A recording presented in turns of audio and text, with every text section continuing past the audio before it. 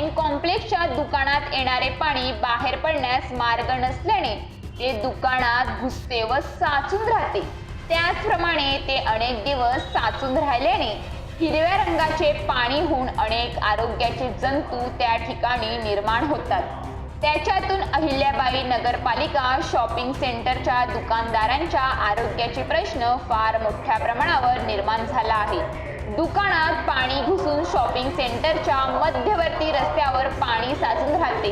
हे प्रकार नगरपालिकेच्या मुख्याधिकाऱ्यांना तसेच तत्कालीन नगराध्यक्ष, नगरसेवक, बांधकाम सभापती, आरोग्य सभापती यांच्या निदर्शनास आणून देखील वर्षानुवर्षे ही समस्या सुटलेली नाही। या समस्यांमुळे अहिल्यादेवी शॉपिंग सेंटरचे राहणारे दुकानदार व ग्राहकांना अनेक समस्यांना तोंड द्यावे लागत आहे। अनेक वेळा मलेरिया, डेंग्यू सारखे आजार होऊन ते दवाखान्यात ऍडमिट होण्याची वेळ आली आहे, परंतु या समस्येच्या कायमस्वरूपी तोडगा पावतो निघालेला नाही। तर दोंडाईच्या नगरपालिकेच्या गलथान कारभाराच्या विषयावर न्यूज पोलीस रिपोर्टरचे संपादक राकेश पाटील यांनी नगरपालिकेच्या प्रशासनाचा नंगानाच उघडकीस आणला आहे, तो आपण पाहूयात। नमस्कार, मी Rakesh Pralhad Patil, news police reporter मध्ये आपलं स्वागत करत आहे। आज आलो आहे आपण दोंडाच्या मध्ये अहिल्यादेवी शॉपिंग कॉम्प्लेक्स। हे दोंडाच्या शहरामध्ये नगरपालिकेचं फार मोठं शॉपिंग कॉम्प्लेक्स आहे।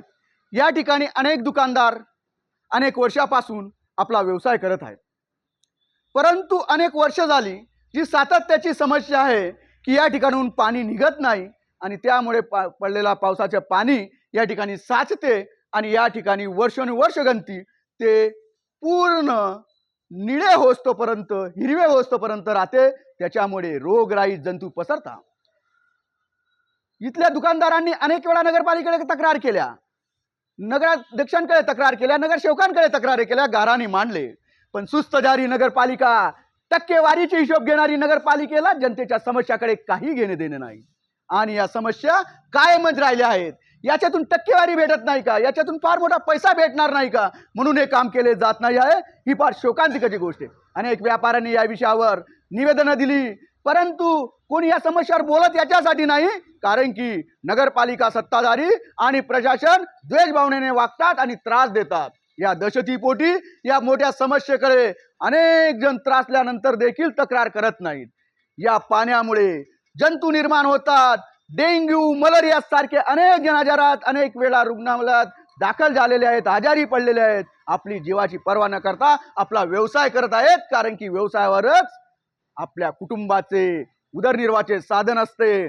परंतु मुख्य अधिकारी या ठिकाणी 4 वेळा येऊन गेले, सांगितले की या ठिकाणी खड्डा खोदून पाईप काढून तुमचं मार्ग काम करून देतो, परंतु कोणाचा दबाव आला, कोणी नाही सांगितलं, कशासाठी हे काम केले जात नाही हा प्रश्न सातत्याने भेडसावत आहे। कारण की जर जनतेचे काम, समस्या जर मुख्याधिकारी, नगरपालिका प्रशासन करत नसेल आणि फक्त टक्केवारीसाठी अनेक लोकांना त्रास दिला जात असेल, ज्या ठिकाणी अतिक्रमण आहे त्या ठिकाणी जात नाही, परंतु प्रायव्हेट जागेवर फक्त एखाद्या राजकीय नेत्याने, आमदाराने सांगितल्यानंतर त्याचं काम थांबवलं जातं आणि या जनतेच्या समस्याकडे पाहिलं जात नाही।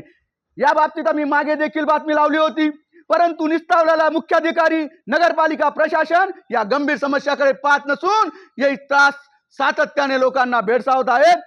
जर नगरपालिका अशाच पद्धतीने सुस्तावली आणि लोकांना काही बरे वाईट झाल्यास त्यांच्यावर 302, 304चा गुन्हा भविष्यामध्ये दाखल करण्यात येईल। कारण की डेंग्यू, मलेरियाच्या साथीने जर कोणत्या दुकानदाराचा मृत्यू झाला, काही आजारी पडले आणि त्याचं परिवार जर उघड्यावर पडलं, या सर्वस्वी नगरपालिका प्रशासन जबाबदार राहणार। पाहूया निस्तावलेले बेडर हे नगरपालिकाच्या नंगानाच किती दिवस सुरू आहे आणि जनतेच्या समस्या सोडवण्याकडे किती दुर्लक्ष करत आहेत याच्याकडे संपूर्ण दोंडाच्या शहराचे लक्ष लागून आहे। आपण पाहतात न्यूज पोलीस रिपोर्टर